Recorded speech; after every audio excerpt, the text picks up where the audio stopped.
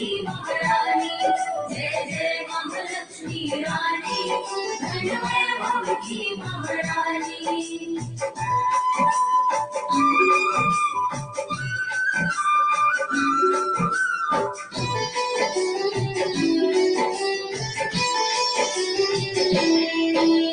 श्री हरि ने कहा कि घर आने का निमंत्रण दो, वह है धन की देवी, उनके प्रति समर्पण हो।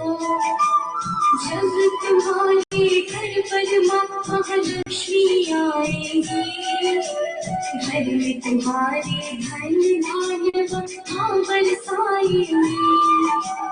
कितना कहकर श्री विष्णु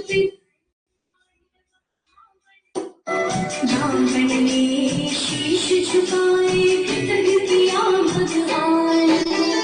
आप वासी जीवन में सुख समृद्धि आते हैं, पावन कथा सुनाते हैं।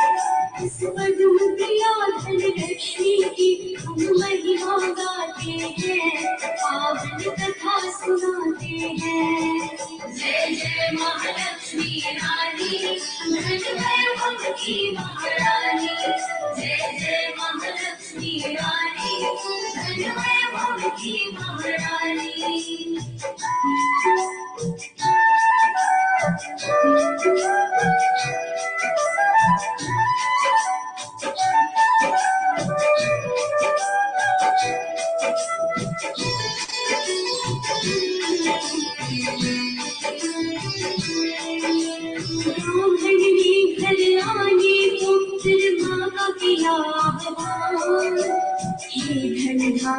वसु प्रदान कर दो मेरा कल्याण। हे रमा हे विष्णु बचा, हे पद्मिनी हे दीपा, हे वसुधारिणी कर्णमुखी, हे देवी चंद्रप्रभा, हे चतुर्भुज हे भास्करी, हे विभूति हे इंदिरा, हे कमला हे हिरण्मयी, हे देवता वसुंधरा। सारे नाम बुलाते हैं, पावन कथा सुनाते हैं। उस पद्म प्रिया धन लक्ष्मी की हम महिमा गाते हैं, पावन कथा सुनाते हैं। जय जय महालक्ष्मी रानी, धन वैभव की महारानी, जय जय महालक्ष्मी रानी, धन वैभव की महारानी।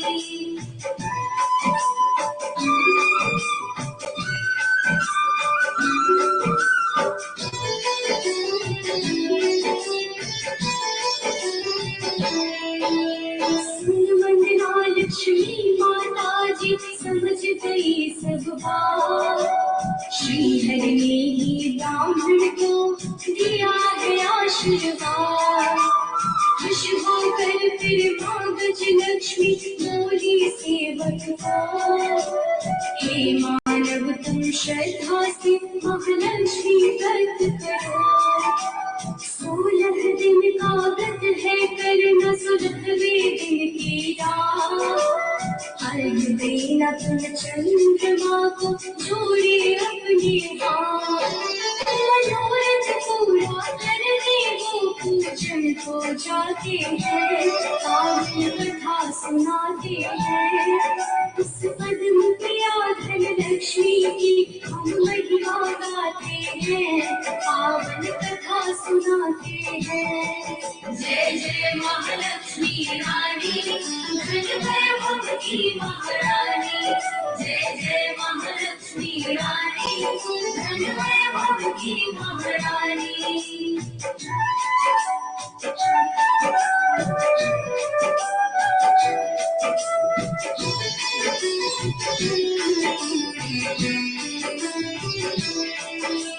माँ लक्ष्मी की पूजन करके अपना भाग्य सवारा, उत्तर दिशा में मुख को करके देवी को पुकारा।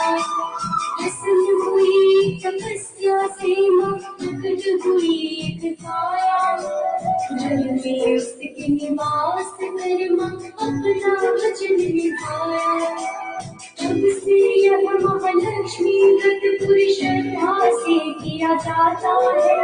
आशीर्वच माता का उसको नित्य प्राप्त हो जाता है।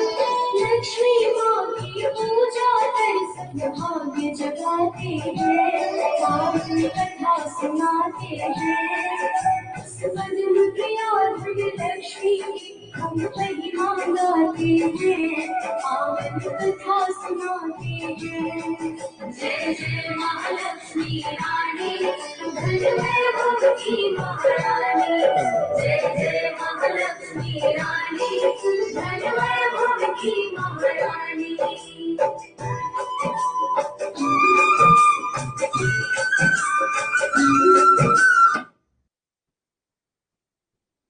चलिए, गुड मॉर्निंग टू ऑल। कैसे हैं भाई सभी लोग? उम्मीद है सारे बच्चे एकदम अच्छे होंगे, अपनी स्टडी अच्छे कर रहे होंगे। यस, सब लोगों से उम्मीद है कि सब लोग अच्छे से मेहनत करके आए होंगे, ऐसी आप लोगों से उम्मीद की जा सकती है। यस, करके आए हैं सब लोग। चलिए, तो हम प्रीवियस क्लास में जहाँ तक हम डिस्कस किए थे उससे आगे का डिस्कशन हम अभी करेंगे।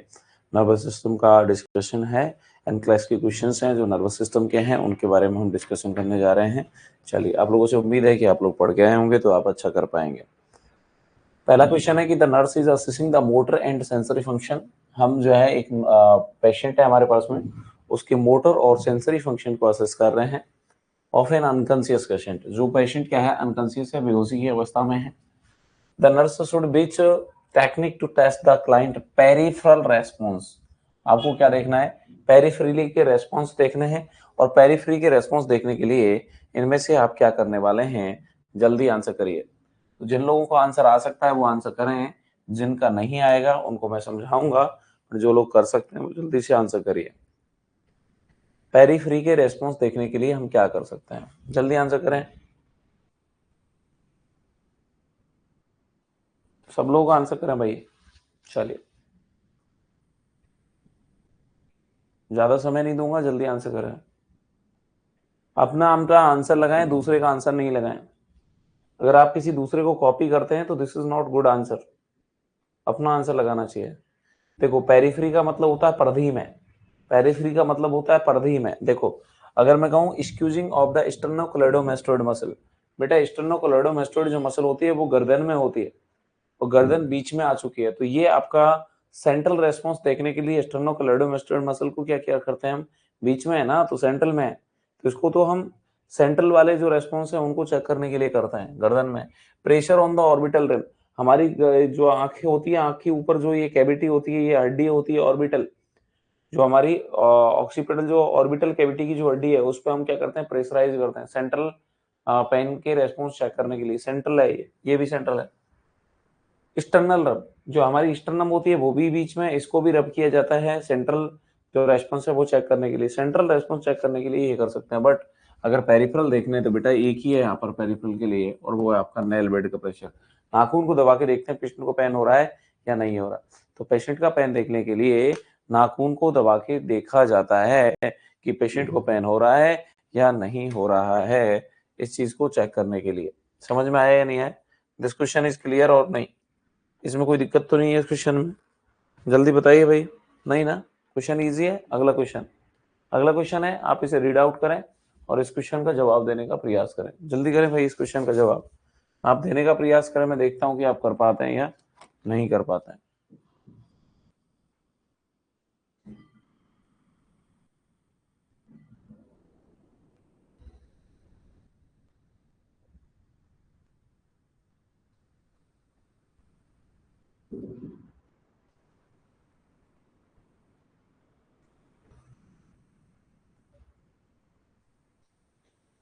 जल्दी से जल्दी आंसर करने का प्रयास करें।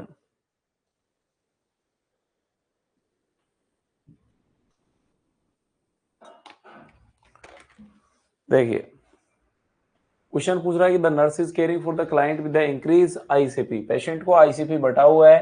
The nurse would not pitch trend vital sign of the intracranial pressure is rising. यहाँ पर हम कुछ ट्राइड भी देख चुके हैं, हम वाइटल साइन पढ़ चुके हैं कि वाइटल साइन में क्या हो सकता है, और मैं वाइटल साइन को बहुत अच्छे से बता चुका हूँ। कैसे बताया था बच्चा, वाइटल साइन को मैं कैसे बताया था, वाइटल साइन कैसे लिखते हैं आप, मैंने कहा वाइटल साइन हम लिखते हैं TPR-BP, यस और नो, मैंने कहा यस TPR-BP लिखते हैं। मैंने कहा बेटा जी टेम्परेचर स्टार्टिंग का और लास्ट का बढ़ा हुआ मिलेगा और बीच वाले दोनों घटे हुए मिलेंगे। तो टेम्परेचर आपको बढ़ा हुआ मिलेगा, बीपी आपको बढ़ा हुआ मिलेगा, पल्स और रेस्पिरेशन आपको क्या मिलेंगे, डिक्रीज मिलेंगे जब कोई पेशेंट आपका सफर करेगा इंक्रीज आईसीपी से। तो ढूंढ लो इसमें, इंक्रीज टेम्परेचर ठीक है पर पल्स नहीं बढ़ेगी, इंक्रीज टेम्परेचर ठीक है, डिक्रीज पल्स ठीक है, डिक्रीज रेस्पिरेशन और इंक्रीज ब्लड प्रेशर। नहीं आ रहा है, क्वेश्चन यूं ही हो जाएगा। अगर आपने ढंग से नहीं पढ़ा होता तो ये क्वेश्चन निकलना बहुत मुश्किल नहीं नामुमकिन थे। फिर समझ में आ रहा है, कुसिंग ट्राइड क्या होता है, कुसिंग ट्राइड में इन तीनों के लिए बोला जाता है। कुसिंग ट्राइड जब बोलते हैं, जब कुसिंग ट्राइड आपका किसका फीचर होता है, Cushing triad is a feature of your increase ICP, पता है ना। कुसिंग ट्राइड में इन तीनों की बात करता है, तो उसकी हार्ट रेट कम हो जाएगी, उसका रेस्पिरेशन कम हो जाएगा, उसका बीपी बढ़ जाएगा। बेटा जी यहाँ पर बीपी जो है ना, कौन सा वाला बीपी बढ़ता है, तो बीपी की अगर बात करें तो सिस्टोलिक बीपी बढ़ता है। These are all are the, ये हमारे लेट साइन सिम्टम होता है, ये अर्ली नहीं होते। These are the late sign symptom of your increase ICP, increase ICP के लेट साइन सिम्टम होते हैं। ये भी बात हमें अच्छे से मालूम होनी चाहिए। दूसरी चीज, यहाँ पर जब भी बीपी बढ़ता है, जो हमारा बीपी बढ़ता है वो कौन सा बढ़ता है, तो आपको पता होना चाहिए बच्चा, यहाँ पर हमारा जो बीपी बढ़ता है वो सिस्टोलिक बीपी बढ़ता है। कौन सा बीपी बढ़ता है यहाँ पर हमारा सिस्टोलिक बीपी बढ़ता है, इसलिए डायस्टोलिक नहीं बढ़ता है। तो सिस्टोलिक और डायस्टोलिक बीपी का जो अंतर होता है वो हमारा क्या होता है, पल्स प्रेशर होता है। तो मैं ये भी कह सकता हूँ कि यहाँ पर हमें पल्स प्रेशर भी बढ़ा हुआ देखने को मिलता है। और these are the late sign of your increase ICP, increase ICP का ये लेट साइन हो सकते हैं। चलिए नेक्स्ट क्वेश्चन की तरफ आते हैं। Client recovering from the head injury, एक तुम्हारा पेशेंट है जिसको हेड इंजरी हुई है, और हेड इंजरी के सारे क्वेश्चन तुम्हें पता है, हेड इंजरी का सारे क्वेश्चन हमें पता है। पहले तो मैं हेड इंजरी को डिस्कस कर लेता हूँ। हेड इंजरी की जब हम बात कर रहे थे, हेड इंजरी की जब बात कर रहे थे, ट्रॉमेटिक ब्रेन इंजरी की बातें की थी हमने, यस और नो, हमने बातें करी हैं ट्रॉमेटिक ब्रेन इंजरी की। इसको क्वेश्चन पे आने से पहले ट्रॉमेटिक ब्रेन इंजरी के टाइप बताओ जल्दी से। ट्रॉमेटिक ब्रेन इंजरी के मैंने कौन कौन से टाइप बताए थे, सारे बच्चे जल्दी से आंसर करेंगे। ट्रॉमेटिक ब्रेन इंजरी के कौन कौन से टाइप हम डिस्कस कर चुके हैं ऑलरेडी, जल्दी करो भाई। ट्रॉमेटिक ब्रेन इंजरी के कौन कौन से टाइप हैं जो हम डिस्कस कर चुके हैं, यस, सारे बच्चों के आंसर आने चाहिए, सारे बच्चे आंसर करेंगे। ट्रॉमेटिक ब्रेन इंजरी के टाइप लिखो बेटा जी, ट्रॉमेटिक ब्रेन इंजरी के टाइप, यस बहुत बढ़िया, पूनम नेतम ने लिख दिया है 3 टाइप, बहुत बढ़िया। प्रीति मार्कंडे, निकिता, बहुत बढ़िया। बेटा जी पहला टाइप, एक टाइप बताया था मैंने असिलरेशन, एक टाइप की इंजरी होती है असिलरेशन टाइप की ट्रॉमेटिक ब्रेन इंजरी होती है। एक आपकी जो होती है वो डिसलरेशन टाइप की होती है, असिलरेशन होता है, एक आपका डिसलरेशन होता है, और एक आपका डिफॉर्मेशन होता है। ये 4 टाइप की, सॉरी 3 टाइप की आपकी इंजरी होती हैं जो आपके ट्रॉमेटिक ब्रेन इंजरी होती हैं। मैंने बताया था बच्चा, एक्सीलेटर, जैसे एक्सीलेटर होता है तो एक्सीलेटर में क्या होता है, एक्सीलेटर जब आप दबाते हैं तो वहां पर आपकी जो भी जैसे आप कार से सफर कर रहे हैं, आपने एक्सीलेटर को दबाया है, तो जब आप एक्सीलेटर को जब प्रेस करेंगे तो आपकी कार की रफ्तार बढ़ जाएगी, मतलब वहां पर आपकी स्पीड बढ़ जाएगी। तो एक्सीलेटर मतलब स्पीड बढ़ा होना। यहाँ ऑब्जेक्ट की स्पीड बढ़ी हुई होती है, और जो ऑब्जेक्ट है जिससे तुम्हें मारा गया है वो कोई चीज है, वो मूवेबल चीज है जो आके आपके खोपड़ी को हिट कर रही है, ब्रेन को आके हिट कर रही है। तो जब मूवेबल ऑब्जेक्ट आपके हेड को हिट करता है then this is known as acceleration. और जब स्टैटिक, जैसे दीवार है, तुम जा रहे थे और तुम्हारी दीवार से टक्कर हो चुकी है हेड की, this is known as a deceleration type injury. जब ऑब्जेक्ट स्टैटिक हो, मूव नहीं कर रहा है, तब जो इंजरी होती है, तो this is type of the injury of is deceleration. But जब मूविंग ऑब्जेक्ट आके हिट करता है this is known as acceleration. और जब due to the force there is a क्या होगा, आपका जो हेड है उसका अगर बात करें, इंटीग्रिटी जो है, इंटीग्रिटी अगर डिस्टर्ब हो जाए तो due to the force there is a disturbance in the integrity of the brain is known as a deformation. So there is a 3 condition. First one is acceleration. When a moving object hit your skull, then this is known as acceleration.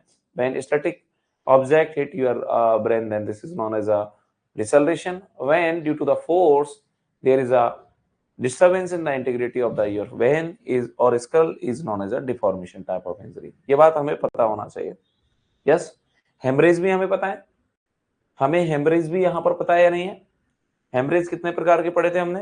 Haemorrhage कितने प्रकार के पढ़े थे बच्चा? Haemorrhage जब पढ़ रहे थे तो हेमरेज की जब कहानी पढ़ी थी तो हेमरेज की भी कहानी हम पढ़ चुके हैं। तो जल्दी से बताएं हेमरेज कितने टाइप से पढ़े थे? 4 प्रकार के हेमरेज हमने पढ़े थे। यस और नो? यस, जो ब्लीडिंग होती है वो भी हमने 4 प्रकार की पढ़ी थी। Very good. बताएं कौन कौन से टाइप की हेमरेज हमने पढ़े थे? अगर हेमरेज की बात करो कौन कौन से, लाइक सबसे पहले हमने पढ़ा एपिड्यूरल हेमरेज, और मैंने बताया था बेटा जी एपिड्यूरल हेमरेज। उसके बाद में मैंने पढ़ा था subdural haemorrhage, subdural haemorrhage. Then हमने कौन सा पढ़ा था? Subarachnoid haemorrhage, subarachnoid haemorrhage. और लास्ट में पढ़ा था हमने इंट्रासेरेब्रल हेमरेज, इंट्रासेरेब्रल हेमरेज। ये 4 टाइप थे जो हमने पढ़े थे हेमरेज के, ब्लीडिंग के। जब आपको चोट लगती है ब्रेन में, जब आपकी स्कल में इंजरी आती है, तो स्कल में इंजरी आने के बाद कितने प्रकार से ब्लीडिंग आती है, कितने प्रकार से हेमरेज आता है? 4। बच्चा इसमें ये आंसर करना था मोस्ट कॉमन टाइप क्या होता है। अगर इसमें मैं कहूं कि आपका मोस्ट कॉमन टाइप का हेमरेज कौन सा होता है, जल्दी आंसर करें। मोस्ट कॉमन टाइप का हेमरेज इसमें से कौन सा आपको लग रहा है जो मोस्ट कॉमन टाइप का होता है? जब जल्दी जल्दी लिखें सारे बच्चे।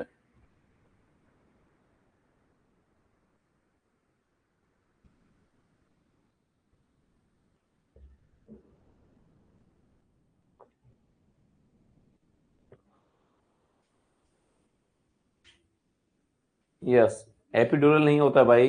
मोस्ट कॉमन टाइप का intracerebral haemorrhage is the most common type of haemorrhage.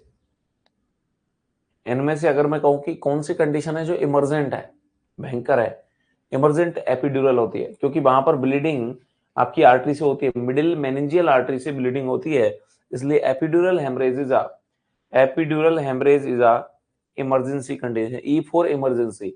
Subdural haemorrhage में वीनस ब्लड का लॉस होता है, और सबरेक्नोइड में आपका क्या होता था बच्चा? यहाँ पर सबरेक्नोइड हेमरेज का most common A for aneurysm ऐसे करके याद रखेंगे। सबरेक्नोइड जो स्पेस में जो ब्लीडिंग होती थी उसका मोस्ट कॉमन कारण एनेरिज्म का रप्चर होना होता था। ए एक में ही आ रहा है, और ए से हम याद रखेंगे एनेरिज्म, और एनेरिज्म से मोस्ट कॉमनली किस टाइप का हेमरेज होता था? सबरेक्नोइड टाइप का हेमरेज होता था। चलिए, ये तो हमारे क्वेश्चंस थे जो हमने डिस्कस कर लिए हैं। अभी हम देखते हैं ये, a client recovering from the head injury is participating in the care. The nurse determined that the client understand measure to prevent the elevation of the intracranial pressure. ICP नहीं बढ़ने देना है आपको, ऐसा काम बताना है जो ICP नहीं बढ़ने दे। If the nurse observe the client doing which activity, आपको कैसे understand? The nurse determine that the client understand measure to prevent the elevation in the intracranial pressure. आप ICP को समझा रहे थे कि अब उसे हेड इंजरी हुई है, उसका आईसीपी ना बढ़े, इसके लिए तुमने पेशेंट को समझाया, और तुम कैसे पता लगे तुम्हें कि पेशेंट तुम्हारी बात को समझ गया है? अगर तुम्हारी बात को पेशेंट समझ गया होगा तो जो मीजर्स हैं आईसीपी को कम करने के लिए वो ले रहा होगा, अगर नहीं समझा होगा तो वो नहीं लेगा। ऑप्शन देख के बताएं बच्चा, क्या आंसर बढ़िया हो सकता है इसका? इसका बढ़िया आंसर क्या हो सकता है?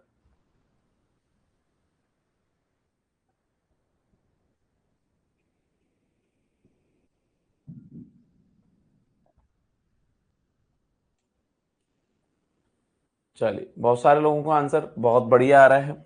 सुनिए सर जी, देखो, ऐसी कोई भी एक्टिविटी, मैंने कहा ऐसी कोई भी एक्टिविटी जो तुम्हारी गर्दन को मूवमेंट करती है, गर्दन को फ्लैक्स करती है, ऐसी कोई भी एक्टिविटी जिसकी वजह से हमारे अब्डोमेन में प्रेशर बढ़ जाता है, ऐसी कोई भी एक्टिविटी जिससे हमारी थोरेसिक कैविटी में प्रेशर बढ़ जाता है, ऐसा कोई भी एक्टिविटी जिसकी वजह से तुम्हारे हेड का मूवमेंट आता है, ऐसी कोई भी एक्टिविटी जो सक्शनिंग कर रही है, तो ये ऑक्सीजन का लेवल कम कर देती है आपकी बॉडी में। सक्शन करोगे तो आपकी बॉडी में ऑक्सीजन का लेवल कर, ये सारी एक्टिविटी आपका क्या करती है? आईसीपी को बढ़ाती है। मैं प्रीवियस क्लास में बताया हूँ कि आईसीपी को बढ़ाने वाली एक्टिविटी क्या क्या होती है, जिससे हमें बचाव करना है। तो मूवमेंट ज्यादा नहीं करना है गर्दन का। अगर आप गर्दन का ज्यादा मूवमेंट करेंगे, स्कल का ज्यादा मूवमेंट करेंगे, उसका प्रेशर बढ़ेगा। समझ में आ गया? उसको अगर तुम सक्शन करेंगे तो ऑक्सीजन का लेवल कम होगा, और ये भी आपका आईसीपी बढ़ाएगा। मैंने कहा बेटा जी, अगर थोरेसिक में प्रेशर बढ़ता है तो भी आईसीपी बढ़ेगा, आपके अब्डोमेन का प्रेशर बढ़ता है तो भी आईसीपी बढ़ेगा। समझ रहे हैं? तो ये सारी चीज आईसीपी इंट्राक्रेनियल प्रेशर को बढ़ा सकती है। What is the normal intracranial pressure? Normal intracranial pressure क्या है? कौन बताएगा मुझे कि हमारा नॉर्मल इंट्राक्रेनियल प्रेशर क्या होता है बच्चा? हमारा नॉर्मल इंट्राक्रेनियल प्रेशर सबको पता है? Yes, very good, 5 to 15 mm of Hg या 50 से 175 mm ऑफ H2O। इस तरीके से हम पढ़े थे प्रेशर। हमारा CSF का प्रोडक्शन कहां से होता है? CSF का production ependymal cell of the choroid plexus से इसका प्रोडक्शन होता है। इसका वॉल्यूम कितना होता है? 125 से लेके 150 ml इसका वॉल्यूम होता है। इसका प्रेशर मेनली प्राइमरली किस बात पर निर्भर करता है? ये सब क्वेश्चन हम पढ़ चुके हैं। प्राइमरली किस बात पर निर्भर करता है? तो एब्जॉर्प्शन पर डिपेंड करता है।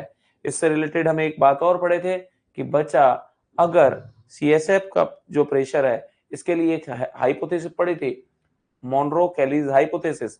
अगर क्रेनियल कैविटी में एक भी कंटेंट का वैल्यू बढ़ता है तो हमारा ICP का लेवल बढ़ जाता है। ये हाइपोथेसिस भी हम पढ़ चुके हैं, मोनरो-कैलीज हाइपोथेसिस कहलाती है। मोनरोज कैली हाइपोथेसिस कहते हैं। हमने ये भी पढ़ा था बच्चा कि CSF जो होता है, CSF में वो सारे कंटेंट होते हैं जो आपके ब्लड में होते हैं, एक नहीं होता RBC। RBC इसके अंदर प्रेजेंट नहीं होती है। CSF के लीकेज को चेक करने के लिए हमने कितने टेस्ट पढ़े थे? देखो ये सारी चीजें हम मेन क्लास में पढ़ चुके हैं बच्चा। हाँ, यस, बहुत बढ़िया। CSF के लीकेज को चेक करने के लिए हमारे पास में कितने टेस्ट थे?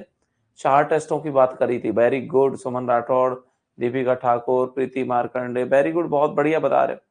सबसे जो वैसे नॉर्मल टेस्ट लगाते थे लेबोरेटरिकल, वो हमारे बीटा-2 ट्रांसफेरिन देखते हैं, इसमें ग्लूकोज की मात्रा देख सकते हैं, इसमें प्लेट्स स्टडी देखी जा सकती है, CT सिस्टर्नोग्राम कर सकते हैं। अगर मैं कहूँ CSF लीकेज को एग्जैक्ट लोकेशन पता करना है कि CSF का जो है आपका एग्जैक्ट लोकेशन क्या है, तो बताइए एग्जैक्ट लोकेशन ऑफ CSF को चेक करने के लिए which test is perform? CSF की एग्जैक्ट लोकेशन या CT सिस्टर्नोग्राम करते हैं। बहुत बढ़िया बच्चा, तो ये आपको सबको याद हो रहे हैं क्या? ये सारे क्वेश्चंस आपके रिवाइज में रिवाइज करवा रहा हूँ भाई, क्योंकि रिवाइज क्यों करवा रहे हैं सर इस क्वेश्चन के साथ? आपका और जो है रिवीजन हो जाए, इसके लिए मैं इसको प्रयासरत हूँ कि आप इन चीजों को कर सकते हैं। तो ये CSF के बारे में छोटी छोटी इंफॉर्मेशन थी जो आप लोगों ने देखी। चलिए, तो इसमें आपको देखो, ब्लोइंग करोगे, नोज को तुम रगड़ोगे तो प्रेशर बढ़ाता है, ठीक है। दूसरा है एक्सरसाइज करोगे, आइसोमेट्रिक वाली, आइसोमेट्रिक एक्सरसाइज में आपकी थोरैसिक और इंट्रा एब्डोमिनल कैविटी का प्रेशर बढ़ेगा तो ये भी आपके ICP को बढ़ाएगा। खांसी, खांसी करोगे तो आपका देखो थोरैसिक कैविटी का और एब्डोमिनल कैविटी पर प्रेशर बढ़ता है, तो दिस आल्सो इंक्रीज द आपका ICP। कफिंग विग्रसली, विग्रसली मतलब होता है बहुत तेजी से, पहले भी बढ़ा है। तो आप एक्सेल करेंगे, एक्सेल करेंगे अपने आप को ड्यूरिंग द रिपोजिशन, जब पेशेंट अपनी पोजीशन को चेंज कर रहा है उस दौरान अगर आप एक्सेल करते हैं तो एक्सेल करने से आपकी थोरैसिक कैविटी का प्रेशर कम होता है। This is a beneficial in preventing the increase ICP। Yes और नो? तो ये क्वेश्चन आपको समझ में आ गया होगा। चलिए बच्चा, अगला क्वेश्चन है आपके सामने। A client has clear fluid leaking from the nose following a basilar skull fracture. सबको पता है बैसिलर स्कल फ्रैक्चर क्या होता है, मैं पढ़ा चुका हूं। सबको पता है बैसिलर स्कल फ्रैक्चर क्या होता है। और बैसिलर स्कल फ्रैक्चर में दो स्पेशल फीचर की बातें करी थी हम। दो स्पेशल सिम्टम है जो हम बैसिलर स्कल फ्रैक्चर के अंदर देखा करते थे। जल्दी आंसर करें। बैसिलर स्कल फ्रैक्चर के अंदर, बैसिलर स्कल फ्रैक्चर के अंदर दो स्पेशल फीचर हैं जो बहुत बढ़िया, raccoon eyes and battle sign. बहुत बढ़िया बच्चा, हम इसमें रैकून आइज देखते हैं, इसमें हम बैटल साइन देखते हैं। बैटल साइन कहाँ होता था? टेम्पोरल बोन पर जो इकाइमोसिस होता था उसे बैटल साइन कहते थे। रैकून आइज मतलब पेरी ऑर्बिटल जो है हमारा, जब इकाइमोसिस देखने को मिलता था तो उसे हम क्या कहते थे? रैकून आइज के नाम से जानते थे। Which finding would alert the nurse that cerebrospinal fluid is present? कुल मिला के यहाँ पर हमें बैसिलर स्कल फ्रैक्चर नहीं पढ़ा है, मैं तो रिवीजन करवा रहा हूँ भाई, समझ रहे हैं ना सर? इस क्वेश्चन से रिलेटेड नहीं है फिर भी आप क्यों बता रहे हैं? अपना उद्देश्य इस क्वेश्चन को सॉल्व नहीं करना, अपना उद्देश्य है इस क्वेश्चन के साथ में या सारे क्वेश्चंस के साथ में पूरे नर्वस सिस्टम को रिवाइज कर लेना। तो हमने पूरा पढ़ रखा है तो उसे रिवाइज करना बड़ा इजी है, तो हम रिवाइज कर रहे हैं, ठीक है। Which finding would alert the nurse that हमें ढूंढना है कि इनमें से सेरेब्रो स्पाइनल फ्लूइड को कौन इंडिकेट कर रहा है। फ्लूइड इज क्लियर, बढ़िया है, क्लियर ही होता है, CSF हमारा क्लियर ही होता है, but test negative for the glucose. नहीं सर जी, ग्लूकोज तो उसमें प्रेजेंट होता है, अभी तो बताया था बेटा जी, उसमें बीटा ट्रांसपेरेंट रिंग प्रेजेंट होगी, उसमें ग्लूकोज प्रेजेंट होगा, तो नेगेटिव तो नहीं होगा, उसमें प्रेजेंट होता है, तो ये क्वेश्चन तो आपका गलत हो गया, ये ऑप्शन तो आपका गलत हो गया। मैंने ठीक, fluid is grossly bloody in appearance and has a pH of 6। देखो यहाँ पर पहली बात तो वो ब्लडी नहीं रहेगा, क्लियर रहता है फ्लूइड, ठीक है ना। और उसकी पीएच कितनी होती है, कौन बताएगा मुझे, पीएच उसकी कैसी होती है, सीएसएफ की जो पीएच होती है वो कैसी होती है,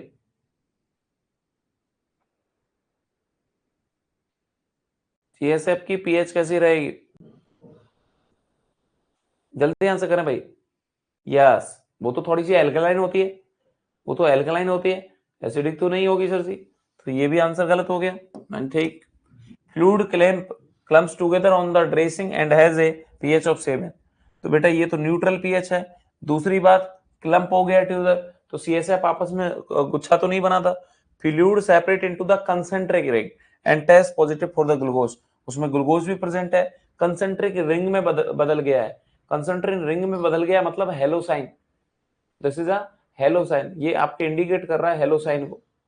हेलो साइन में क्या होता था, बार बार सीएसएफ की एक पीली कलर की लेयर बन जाती थी, बीच में रेड हो जाता था, यही तो है कंसेंट्रिक रिंग, तो हेलो रिंग बन जाती थी। मैंने कहा यस सर जी, तो आंसर हो गया फोर्थ आंसर, यस और नो। चलिए नेक्स्ट क्वेश्चन है आपके सामने, a client with the spinal cord injury is prone to experience the autonomic dysreflexia. इस पेशेंट को क्या हो सकता है, मैंने कहा ऑटोनोमिक डिसरिफ्लेक्सिया हो सकता है। The nurse should include which measures in the plan of care to minimize the risk of occurrence, select all that apply। जितने तुम अप्लाई कर सकते हो वो सारे अप्लाई आपको करने हैं। मैंने आपको पहले भी बताया बच्चा, ऑटोनोमिक डिसरिफ्लेक्सिया जो ऑटोनोमिक रिफ्लेक्स है, और ऑटोनोमिक रिफ्लेक्स हम पूरे रिफ्लेक्स देखे थे, मास रिफ्लेक्स वगैरह हम देखे थे, स्टम्बल रिफ्लेक्स भी हम पढ़े थे, याद आ रहा होगा। ऑटोनोमिक रिफ्लेक्स ऐसे रिफ्लेक्स होते हैं जो हमारे कंट्रोल में नहीं होते हैं, वॉलेंट्री रिफ्लेक्स होते हैं। और ये कब होते हैं, जब हमें पेशेंट को शॉक होता है, शॉक के ड्यूरेशन में जब पेशेंट को क्या होता है, बहुत सारे रिफ्लेक्स जा रहे होते हैं, और वो रिफ्लेक्स जाने की वजह से पेशेंट अपने रेस्पॉन्स नहीं कर पा रहा होता है, बट जैसे ही कंडीशन रिजॉल्व होने लगती है तो एकदम से ये आते हैं, इसकी वजह से हाइपरटेंसिव क्राइसिस हो जाता है। ढूंढिए हम क्या करें, हम इनमें से क्या करें कि which measure in the plan of care to minimize the risk of occurrence, जिससे तुम्हारे जो है ऑटोनोमिक डिसरिफ्लेक्सिया नहीं हो, ऐसा इनमें से क्या करना चाहिए, ढूंढें जल्दी से और आंसर करें। और चीटिंग नहीं करें, बिना चीटिंग के करें, गलत होगा तो दोबारा सही कर लेंगे, पर जो चीटिंग करने की आदत है वो छोड़नी है।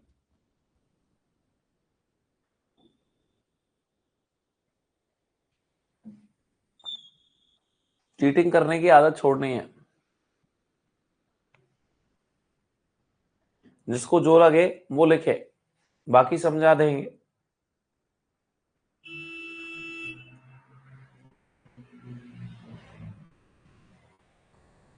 जल्दी जल्दी लिख दो भाई।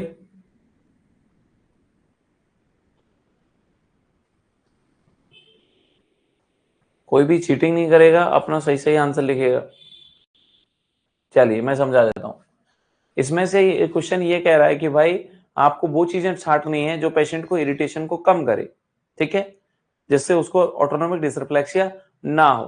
तो देखो, keeping the linen wrinkle free, मैंने बोला था बेडशीट में अगर रिंकल पड़े हुए हैं तो रिंकल उसको इरिटेशन करेंगे, और ये भी एक कारण हो सकता है ऑटोनोमिक डिसरिफ्लेक्सिया का, क्योंकि इससे भी रिफ्लेक्स जाएंगे। पेशेंट को कोई भी चीज जो इरिटेट करेगी वो सारी चीजों को, क्योंकि रिफ्लेक्स होने की वजह से ही ये होता था। ज्यादातर आपका बॉल ब्लैडर था, बट ये भी तो होगा सर जी, मैंने कहा यस। तो कीपिंग, हमें तो वो छांटना है जो सही है, हमें करना क्या है वो छांटना है, सही वाला छांटना है, गलत वाला नहीं छांटना है। तो हमें keeping the linen wrinkle free, हमें उसमें सलबटे नहीं होनी चाहिए, रिंकल्स नहीं होने चाहिए, आपकी बेडशीट वगैरह में बेडशीट में रिंकल्स नहीं होने चाहिए, जिससे उसको जो है पेशेंट को किसी भी तरह का इरिटेशन ना हो। मैंने कहा ये तो एकदम बिल्कुल बढ़िया कह रहे हो sir. Preventing the unnecessary pressure on the lower limb, मैंने कहा प्रेशर किसी पे भी नहीं डालना है, लोअर लिम्ब पे नहीं, अपर लिम्ब हो, बॉडी के किसी भी पार्ट पे अननेसेसरी प्रेशर नहीं डालना है, क्योंकि अगर तुम प्रेशर डालोगे तो वो भी क्या करेगा, एक रिफ्लेक्स जनरेट करेगा, और रिफ्लेक्स जनरेट करेगा तो जब पेशेंट की कंडीशन इंप्रूव होगी, तो when patient condition improve, then these reflex are responded by your spinal cord or your brain, then this condition can lead to your hypertensive crisis।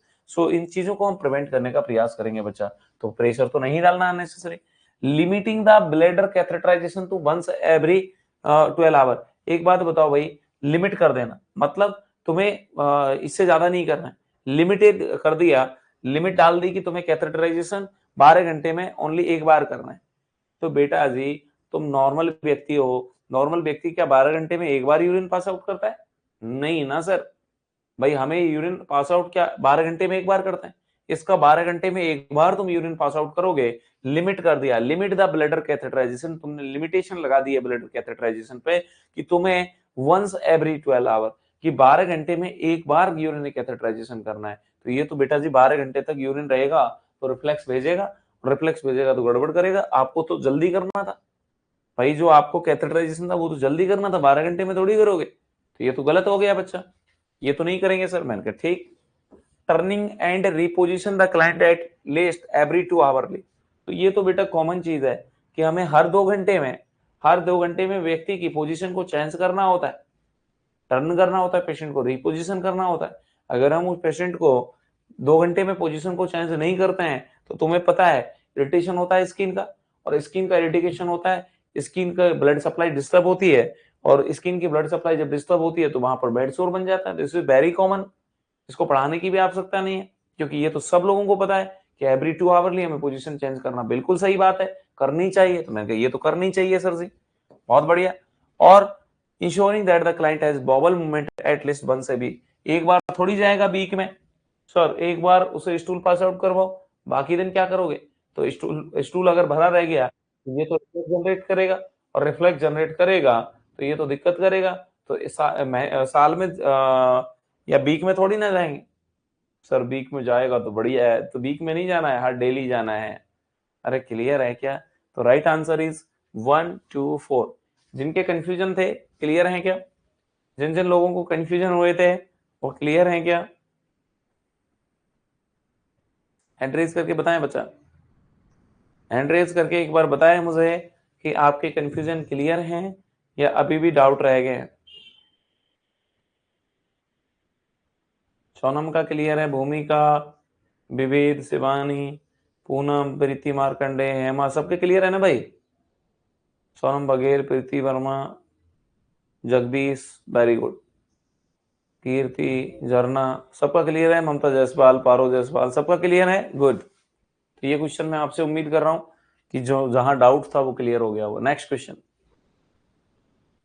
The nurse is evaluating the neurological sign of the client with in the spinal shock. Patient किस में चल रहा है? Spinal shock में चल रहा है, following the spinal cord injury, क्योंकि पेशेंट को क्या हुआ था? स्पाइनल कॉर्ड की इंजरी हुई थी। Which observation indicate that spinal shock is persist, मतलब इनमें से कौन सी चीज है जो तुम्हें बताएगी कि अभी भी स्पाइनल शॉक चल रहा है? बताइए, ढूंढिए आंसर और करिए।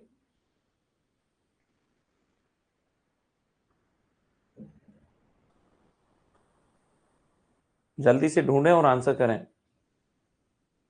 जल्दी से ढूंढें और इस क्वेश्चन का आंसर ढूंढें जल्दी से।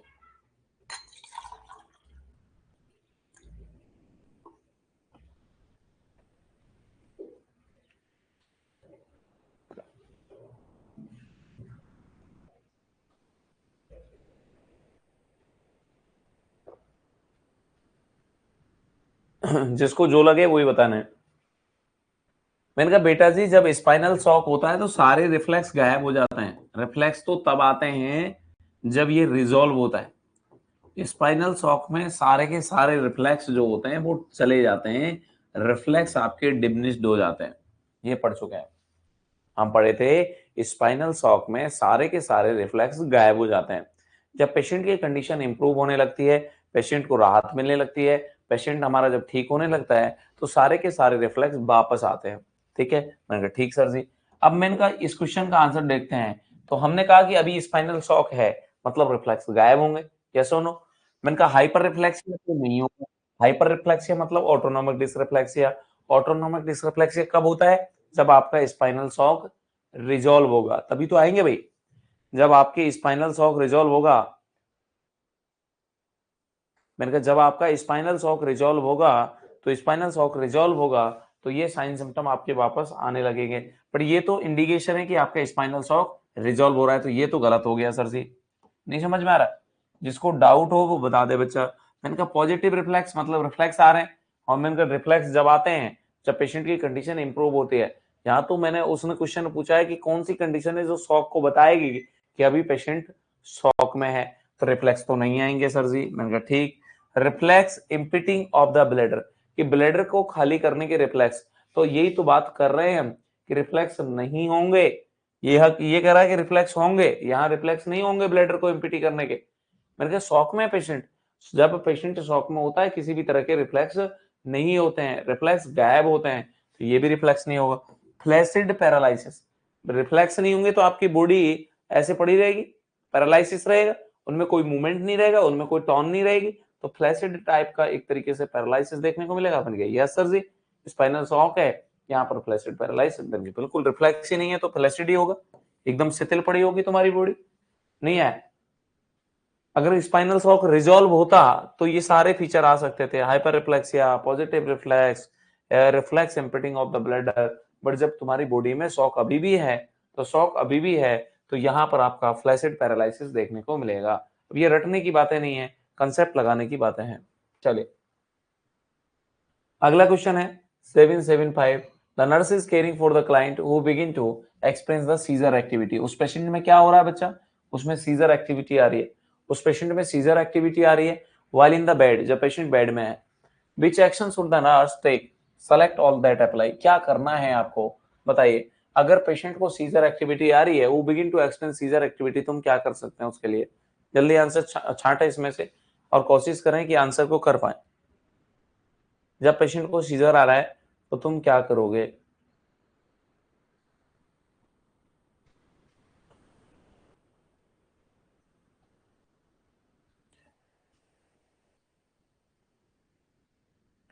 सोच के सोचें और फिर आंसर करें।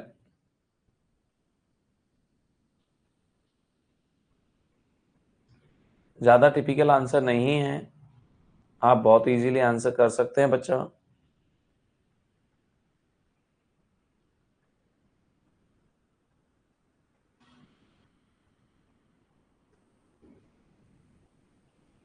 जल्दी आंसर करें।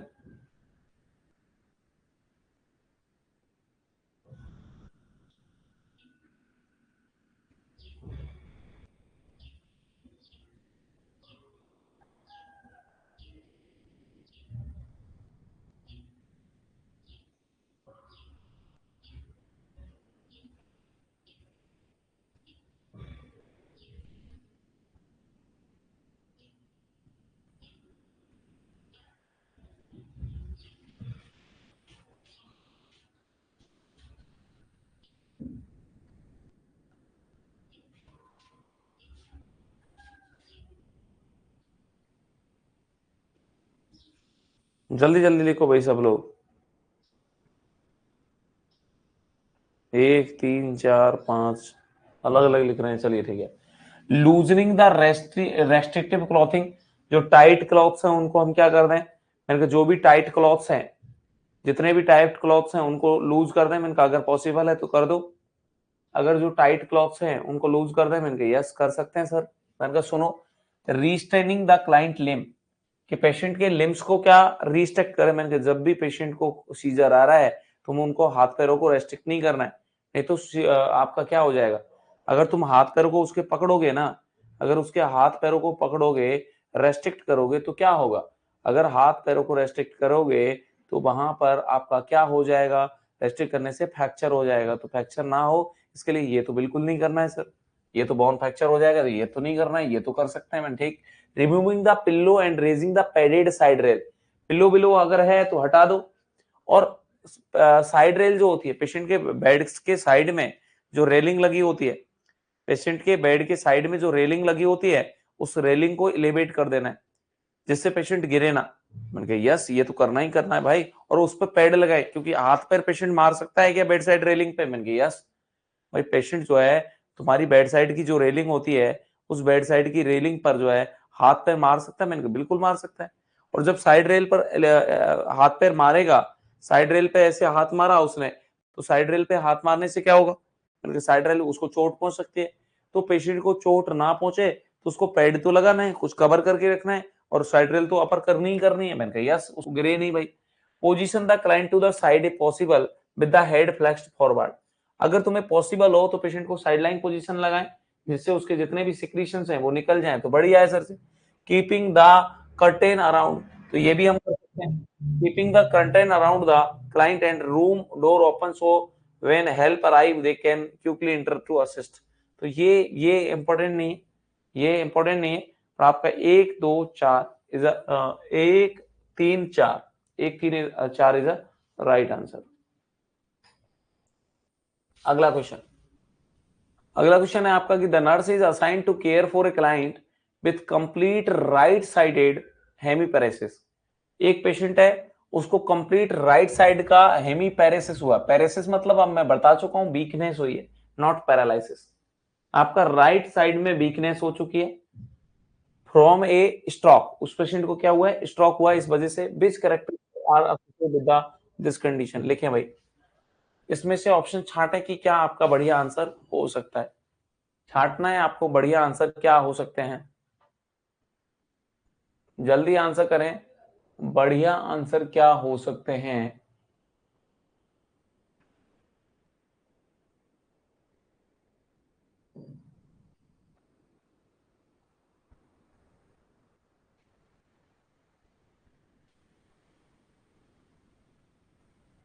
जल्दी करो भाई, आंसर छांटो जल्दी जल्दी से, जल्दी से, हर बच्चे का आंसर आना चाहिए। चलिए देखो, क्लाइंट इज देखो हुआ क्या है, मैंने कहा इसमें हुआ ये है आधी बॉडी का वीकनेस हो गया है। और मैंने कहा इसने ये नहीं कहा है कि राइट ब्रेन का स्ट्रोक हुआ है, इसने कहा आधी बॉडी राइट साइड की वीक हुई है। इसने ये नहीं कहा है कि राइट साइड के ब्रेन का अटैक आया है, इसने नहीं कहा। अगर राइट साइड का ब्रेन का अटैक आता तो लेफ्ट साइड की बॉडी में प्रॉब्लम आती। ध्यान से सुने, अगर ये कहता राइट ब्रेन स्ट्रोक हुआ है तो तुम्हें सिम्टम्स लेफ्ट में देखने होते, बट इसने ऐसे नहीं कहा। इसने कहा राइट साइड की बॉडी वीकनेस हो गई। इसका मतलब क्या हुआ है? इसके स्ट्रोक आया होगा लेफ्ट साइड का। इसने लिखा नहीं है कि स्ट्रोक किधर का आया है, बट हमें पता है कि हमारी बॉडी को हमारा अपोजिट साइड का ब्रेन जो है कंट्रोल करता है। मतलब अगर मेरी राइट साइड की बॉडी है तो मेरा लेफ्ट ब्रेन कंट्रोल करता है, लेफ्ट साइड की बॉडी है तो राइट ब्रेन कंट्रोल करता है। मेरी बात समझ में आ रही है? राइट साइड की बॉडी है तो लेफ्ट ब्रेन कंट्रोल करता है, लेफ्ट साइड की बॉडी है तो राइट ब्रेन कंट्रोल करने का कार्य करता है। ये बात आपको अच्छे से पता होनी चाहिए, मालूम होनी चाहिए, पता है ना? मैंने कहा सुनो, अगर मैं कहूं कि आधी बॉडी फेजिया, एफेजिया क्या होता है? एफेजिया पता है? एफेजिक पेशेंट क्या होता है? मैंने कहा ये बोलने में असमर्थ रहेगा। तो एफेजिक, अगर मेरा आधा बॉडी काम नहीं करेगा तो आधा माउथ भी काम नहीं करेगा, तो मैं बोल पाऊंगा क्या? नहीं। तो पेशेंट बोल नहीं पाएगा। मैंने कहा यस, ये बात तो सही कह रहे हो सर, नहीं बोल पाएगा। मैंने कहा ये तो ठीक है। The client has weakness on the right side of body, क्योंकि राइट हेमीपैरेसिस है तो आधी बॉडी राइट साइड में ही उसकी वीकनेस रहेगी। मैंने कहा ये तो बात सही कह रहे हो सर जी, बिल्कुल सही कह रहे हो। The client has complete bilateral, bilateral नहीं होगा, यूनिलैटरल है ना। पैरालिसिस, और पैरालिसिस तो होगा ही नहीं, पैरेसिस है, पैरालिसिस भी नहीं होगा, और दोनों कंप्लीट दोनों साइड का नहीं होगा, बायलैटरल नहीं होगा। यहां तो आपने राइट साइड की बात की है तो राइट साइड में दिक्कत आएगी। और पैरालिसिस नहीं होगा सर, वीकनेस होगी, क्योंकि वहां पैरालिसिस लिखा हुआ है, वहां पेल्सी नहीं लिखा हुआ, हेमी प्लेजिया नहीं लिखा हुआ। प्लेजिया लिखा होता या पेल्सी लिखा होता तो this means the paralysis, but यहां तो पैरालिसिस लिखा हुआ है। The client weakness on the right side of the face tongue, मैं तो इसने कहा कि राइट साइड का जो फेस है, टंग है, उस पर वीकनेस रही। अरे बेटा जी, राइट साइड के फेस ही टंग पे नहीं, पूरी बॉडी पे वीकनेस रहेगी। बिल्कुल सही कह रहा है ये तो, यहाँ वीकनेस तो रहेगी। मैंने कहा yes sir. The client has lost the ability to move the right arm but is able to walk independently. एक बात बताओ, ये राइट साइड का मूव एबिलिटी जो है मूव करने की अपनी राइट आर्म को, वो खो चुका होगा। मैंने कहा यस, खो चुका होगा, but is able to walk independently. बेटा वॉक कैसे करेगा? इसके राइट पैर भी तो वीकनेस है, तो वॉक तो ये नहीं कर पाएगा। भाई वॉक तो तब, इसकी राइट साइड पूरी वीक है। जब राइट साइड पूरी वीक है तो देखो बोल नहीं पाएगा। क्यों नहीं बोल पाएगा? क्योंकि इसके माउथ में भी तो प्रॉब्लम रहेगी। मैंने कहा यस सर। हाथ को एलिवेट करेगा, हाथ का मूवमेंट कर पाएगा? मैंने कहा वो भी नहीं कर पाएगा। पैर का मूवमेंट कर पाएगा? वो भी नहीं कर पाएगा। तो ये बात तो गलत कह रहा है। ये यहां तक तो सही था कि the client has lost the ability to move the right arm, यहां तक तो बात सही थी, but is able to walk independently बिल्कुल गलत था। इंडिपेंडेंटली वॉक नहीं कर पाएगा क्योंकि इसके राइट पैर में भी आपकी वीकनेस होगी, तो this is a wrong answer. ठीक, the client has lost the ability to ambulate independently, कि ये व्यक्ति इंडिपेंडेंटली नहीं चल पाएगा, मैंने बिल्कुल सही कह रहे हो, but is able to feed with himself on herself without assistance, कि बिना किसी मदद के ये अपने आप को फीड कर पाएगा, वाथ ले पाएगा, हिमसेल्फ और हरसेल्फ विदाउट असिस्टेंस कैसे करेगा? आधी बॉडी इसकी पैरालाइज, आधी बॉडी इसकी वीकनेस है, तो बिना असिस्टेंस के खा पाएगा क्या? नहीं खा पाएगा, ना ये ना पाएगा, तो वॉथिंग और फीडिंग विदाउट असिस्टेंस नहीं कर सकता, क्योंकि आधी बॉडी में वीकनेस है। समझ में आ रहा है? तो ये भी गलत हो गया, तो इसका राइट आंसर है 1, 2, 4। आप लोगों ने पढ़े होंगे तो इजी है। अगला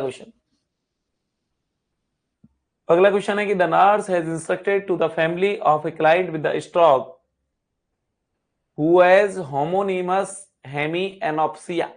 हेमी यानी आधा, एनोप्सिया मतलब विजन लॉस हुआ है, आधा हुआ है, सेम साइड का विजन लॉस हुआ है। About the major to help the client overcome the deficit, which statement suggests that the family understand the measure to use when caring for the client।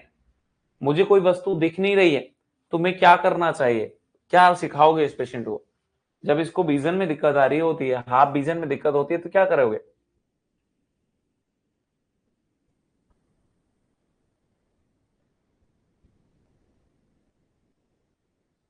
जल्दी answer करें, क्या करने वाले हो? सीधी सी बात है, जब उसको कुछ चीज दिख नहीं रही है तो उसको अपने स्कैन करना है, अपनी गर्दन को यूं यूं करके देख ले भाई। अगर मुझे ऐसे करने से नहीं दिख रहा तो गर्दन को मोड़ लू, अगर मैं गर्दन का मूवमेंट करूंगा तो दिख जाएगा क्या? हाँ दिख जाएगा ना भाई। आप बी कर रहे हैं, we need to place the object in is impaired में रखोगे दुमेश्वरी बेटा, इम्पेयर्ड में रखोगे या इम्पेयर्ड फील्ड में क्यों रखोगे, जिसमें दिखता? अच्छा, हम तुम्हें इसलिए छुपा छुपा के रखेंगे तुम्हें दिख नहीं जाए, ऐसा है क्या? तो ये तो गलत हुआ ना बेटा, कि we need to place object in is impaired field of vision, जो जहां दिखाई नहीं दे रहा उस फील्ड में रखोगे, या तो उसको सारी चीजें उसके विजन के फील्ड में रखनी चाहिए दुमेश्वरी। अगर चीजें रखनी है तो तुम्हें उसके सामने रखनी चाहिए जिससे उसको दिख जाए, और दूसरी बात अगर उसके सामने नहीं रखी है तो, क्योंकि हर चीज उसके सामने पॉसिबल नहीं है, तो उसको बोलना है कि भाई अपनी गर्दन को जो है, स्कैनिंग का मतलब क्या होता है? ऊपर से गुजार, चारों तरफ देखना, स्कैन करना। तो मैंने कहा we need to approach him from the impaired field of vision, तो इम्पेयर्ड से आओगे तो उसको पता ही नहीं लगेगा, तो तुम्हें जहां से दिखता है वहां से अप्रोच करना चाहिए।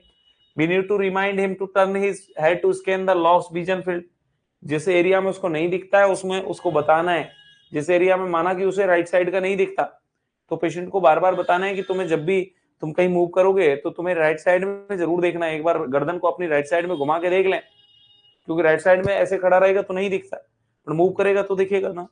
तो उसको क्या करना चाहिए? स्कैनिंग करने के लिए बोलना चाहिए। क्वेश्चन करेक्ट हुआ या नहीं हुआ? डाउट क्लियर है या अभी भी रह गया? जल्दी बोलो भाई।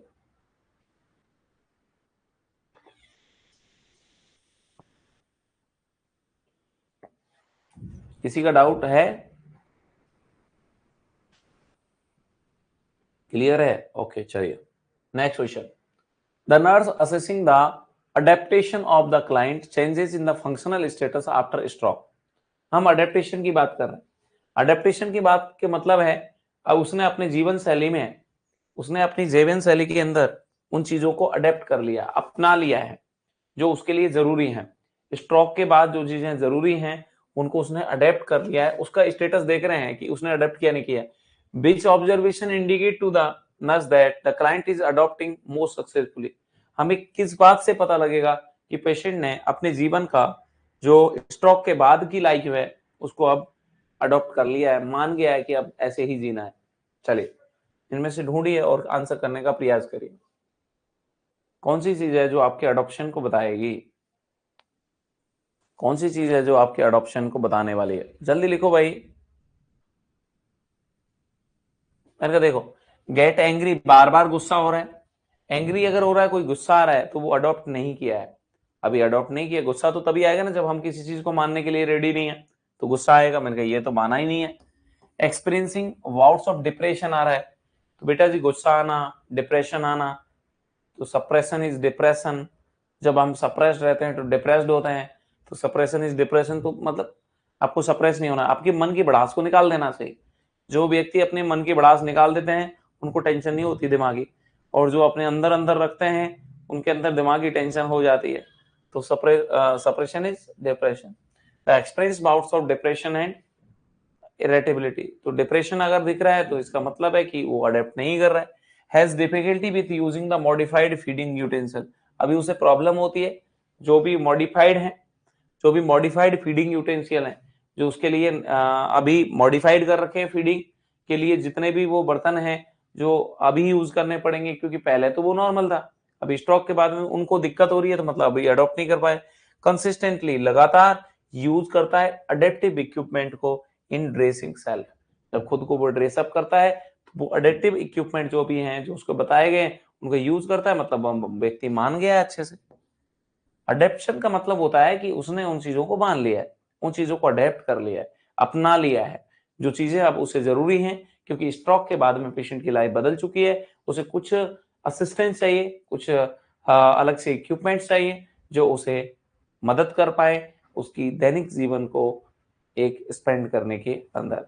तो वो सारी चीजें बच्चा इसमें ये कहलाएंगी। चलिए नेक्स्ट क्वेश्चन की बात करें, और नेक्स्ट क्वेश्चन है आपका, the nurse is teaching the client with myasthenia gravis about the prevention of myasthenic cholinergic crisis.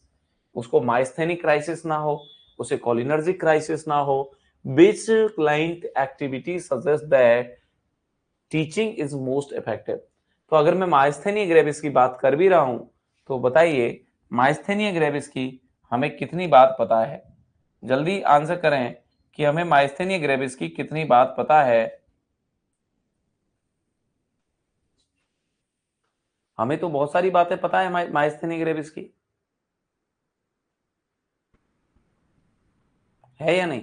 देखो, अगर मैं माइस्थेनिया ग्रेविस की बात करूं तो पहला क्वेश्चन आता है कि माइस्थेनिया ग्रेविस के अंदर, माइस्थेनिया ग्रेविस के अंदर हमारा पहला फर्स्ट अर्ली सिम्टम क्या होता है।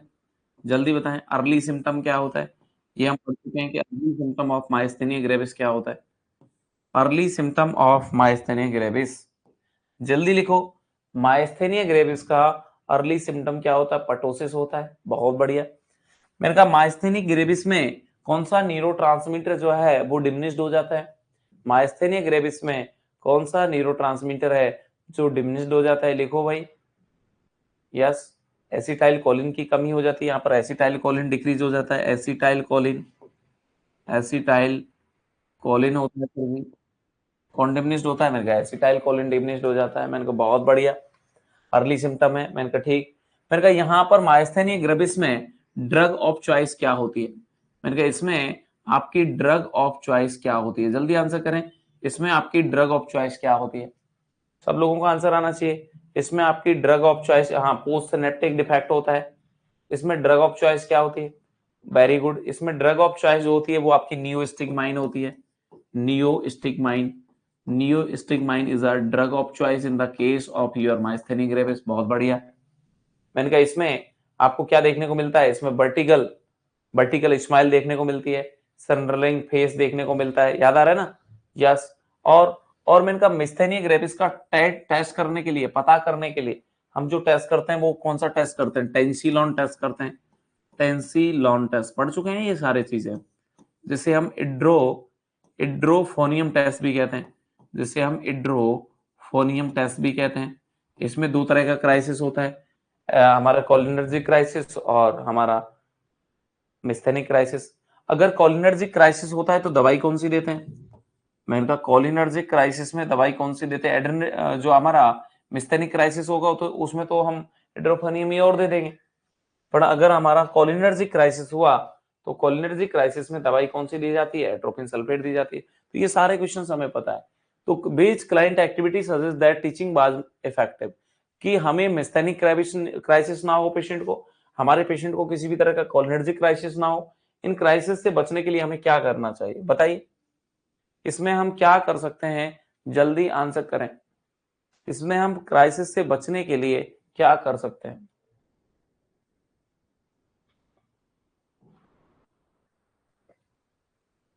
यस भाई, दवाइयां टाइम से लें। अगर तुम दवाई टाइम से लोगे डोज टाइम से लोगे, जितना डोज बताया गया उतना डोज लोगे और टाइम से लोगे, तो तुम्हारी बॉडी में ना तो दवाई का लेवल बढ़ेगा, ना तुम्हारी बॉडी में दवाई का लेवल घटेगा। तो taking the medication as scheduled, जितना कहा गया है उतना ही लें। लार्ज मील से थोड़ी ना दवाई का लेवल फ्लक्चुएट होता है भाई। Eating the large well balance meal, अगर तुम लार्ज खाते हो या वेल बैलेंस मील खाते हो, इससे तुम्हारे दवाई के लेवल पर असर तो नहीं आएगा, दवाई के डोज पे असर थोड़ी आता है। मैंने कहा नहीं सर जी, ये तो गलत हो गया। Doing the muscle strengthening exercise, exercise करने से भी दवाई के लेवल पर असर नहीं आएगा। Doing all course early in the day while less fatigue, मतलब जितना भी कुछ भी कर रहे हैं मॉर्निंग में, तो ये दवाई के लेवल को इम्पैक्ट नहीं करेंगे। दवाई के लेवल को इम्पैक्ट करने के लिए तो उसका डोज है, डोज कितना ले रहे हो और कब ले रहे हो। दवाई लेनी थी 7 बजे, तुमने लिए 10 बजे, तो डोज एकदम से बढ़ जाएगा, टॉक्सिसिटी हो जाएगी। तुम्हें लेनी थी 7 बजे, तुमने ले लिया 4 बजे, तो आपका डोज कम पड़ जाएगा। तो ये आपका डोज का जो टाइमिंग है वो गड़बड़ नहीं करना है।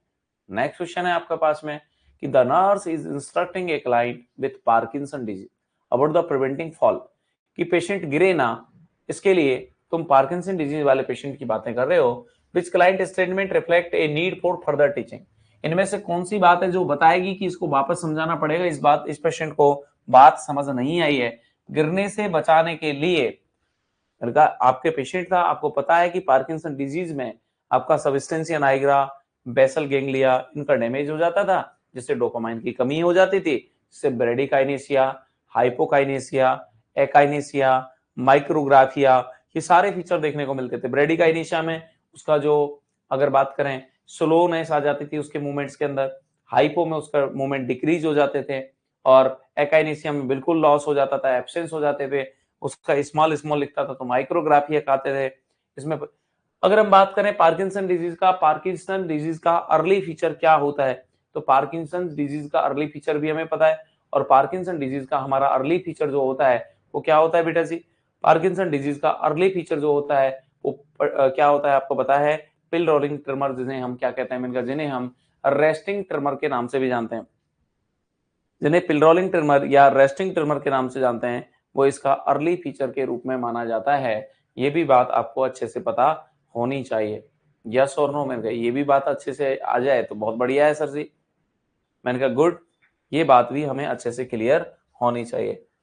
बोलो तो सही बच्चा, सब क्लियर है या नहीं है?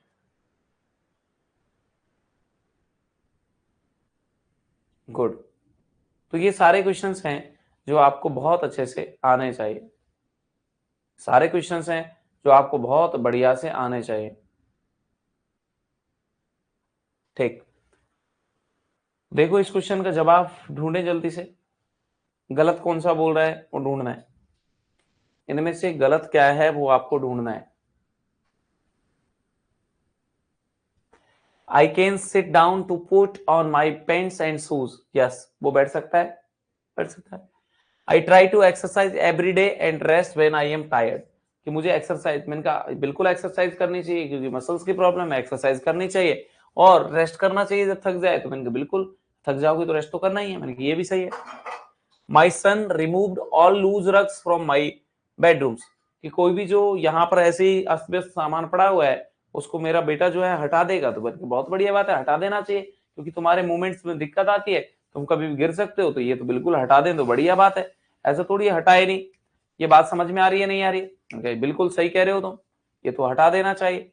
अगला choice, I don't need to use my walker to get to the bathroom, कि जब मैं वॉशरूम में जाऊंगा तो अपने जो वॉकर है उसको नहीं लेके जाऊंगा, मैं अपने उसको नहीं लेके जाऊंगा, वॉकर को नहीं लेके जाऊंगा। क्योंकि वॉकर नहीं लेके जाओगे, वैसे तुम रोजमर्रा में वॉकर लेके जाते हो, और जब बाथरूम में जाओगे वॉकर नहीं लोगे तो ये कैसे, इसको असिस्टेंस नहीं मिल पाएगा, इसको तो पहले से ब्रेडिकाइनेसिया था, दिक्कत तो आएगी, गिरेगा।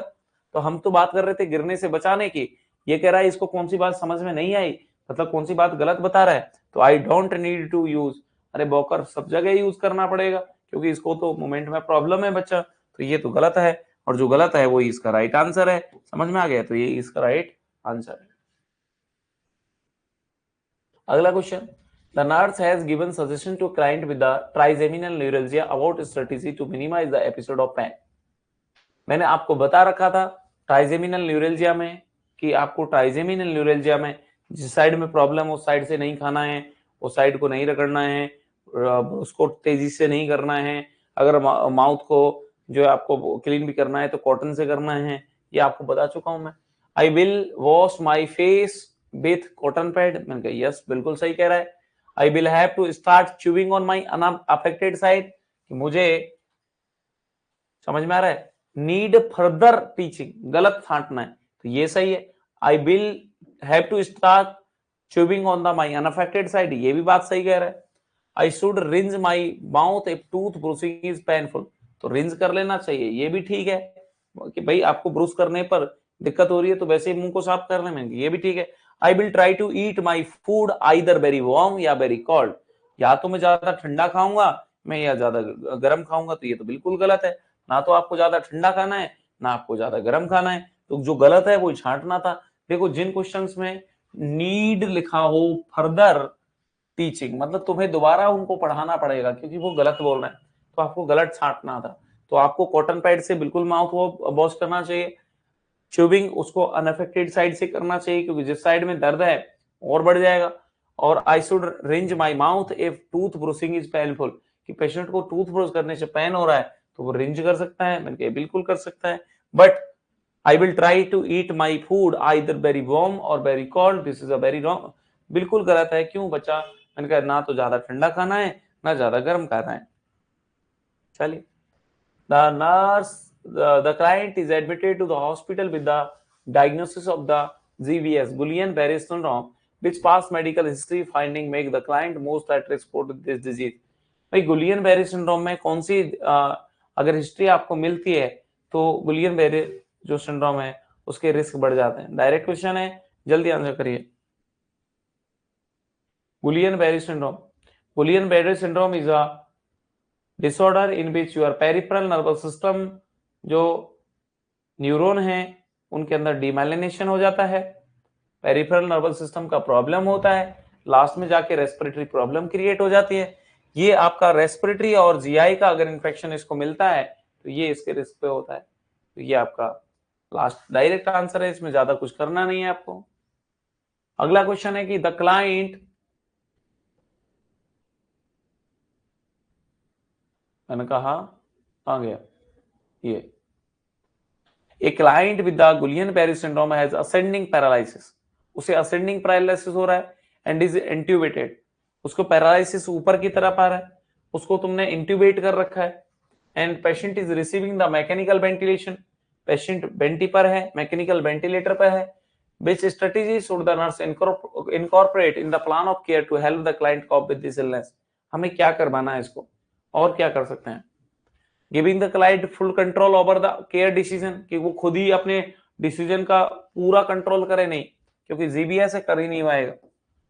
Providing the positive feedback and increasing active range of motion, मैंने कहा पॉजिटिव फीडबैक तो पॉजिटिव ही देंगे बट एक्टिव तो कर ही नहीं पाएगा ना, पैरालिसिस है भाई। एक्टिव रेंज, भाई फीडबैक तो पॉजिटिव ही देंगे उसे, जिससे अगर थोड़ा उसने अच्छा किया है तो उसे पॉजिटिव करो जिससे और वो अच्छा करे, but increase active range of motion exercise, तो एक्टिव तो नहीं कर सकते ना, एक्टिव कैसे करे?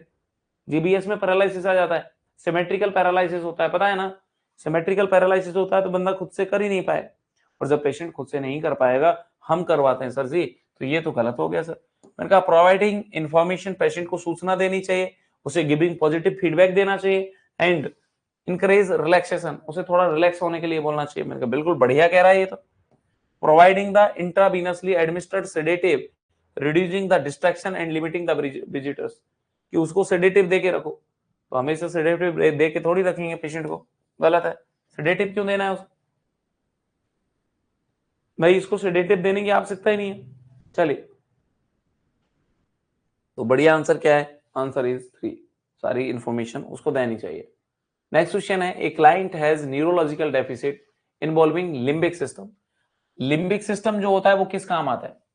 तो क्वेश्चन ये है, on the assessment which finding is specific to the this type of the deficit.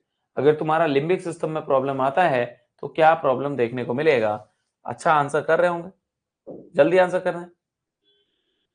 Emotional problem आएगा, is disoriented to person place time, मतलब ये तो कॉन्शियसनेस का डिसऑर्डर है, टाइम प्लेस पर्सन के बीच में अगर गड़बड़ होती है तो ये तो हमारा किसका है, कॉन्शियसनेस का है, ये कॉन्शियसनेस डिस्टर्ब थोड़ी होती है, इमोशन डिस्टर्ब होता है।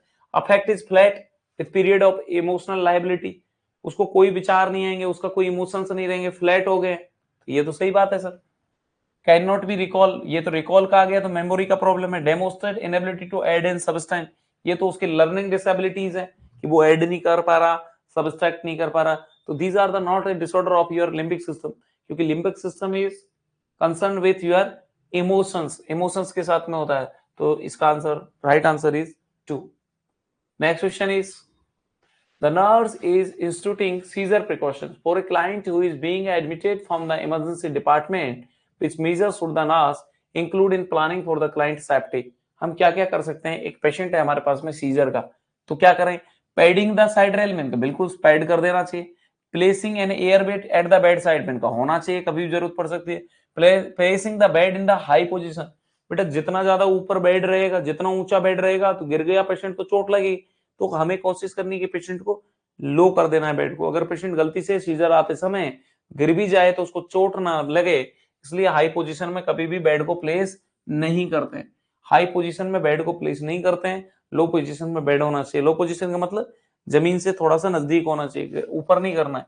Putting a bedded tongue blade at the head of the bed, मैंने कहा पेडेड बेडेड ये कुछ नहीं लगाते हैं, मैंने कहा कभी भी टंग ब्लेड वगैरह पेशेंट के अंदर इंसर्ट नहीं की जाती है, मैंने कहा ये तो करेंगे नहीं।